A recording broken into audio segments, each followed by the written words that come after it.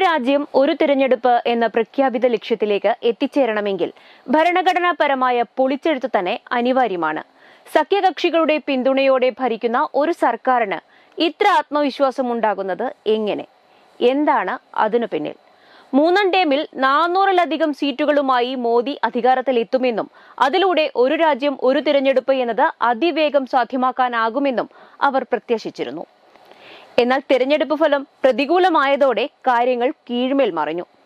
സുപ്രധാനമായ 15ഓളം ഭരണഘടനാ ഭേദഗതികൾ ഉണ്ടെങ്കിൽ മാത്രമേ പ്രസ്തുത നയം നടപ്പിലാക്കാൻ കേന്ദ്ര സർക്കാരിന് സാധിക്കുകയുള്ളൂ.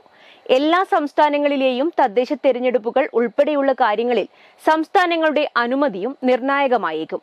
അങ്ങനെ വരുമ്പോൾ കേന്ദ്ര സർക്കാരിന് ഏകപക്ഷീയമായി തീരുമാനമെടുത്ത് മുന്നോട്ടു പോകാൻ സാധിക്കുകയില്ല.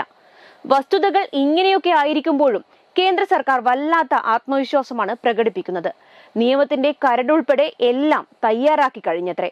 ഒരു രാജ്യം ഒരു തിരഞ്ഞെടുപ്പിലൂടെ BJP ലക്ഷ്യമിടുന്നത് വിവിധ സംസ്ഥാന ഭരണങ്ങളിൽ പിടിമുറുക്കുക, അതിലൂടെ രാജ്യസഭയിലെ ഭൂരിപക്ഷം വർദ്ധിപ്പിച്ച് രാജ്യത്തെ ഏറ്റവും വലിയ ഒറ്റകക്ഷിയായി മാറുക എന്നത് തന്നെയാണ്.